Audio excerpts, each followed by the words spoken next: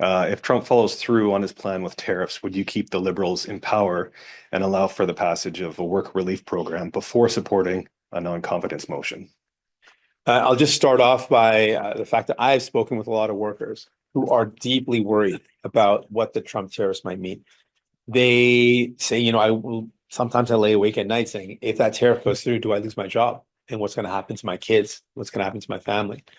And when we think about the analysis that's out there, if those Trump tariffs come in place, there are hundreds and thousands of Canadian jobs at risk.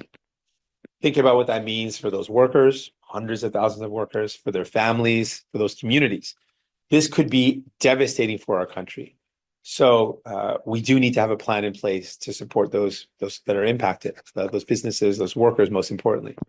I have not had any conversations with other opposition leaders. I think we need to come together to have a discussion about what is the best way forward. I've not had any discussions with the government related to this.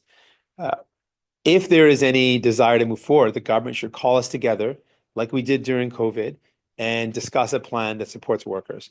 We, as a party of working people, a party founded by workers, want to make sure that there's a plan in place for workers. It's why we said from the beginning, EI is clearly not up to the task. During the pandemic, we realized EI does not cover the majority of Canadian workers. We called for changes to happen to EI so that we would be better prepared if something happens again that disrupts our economy.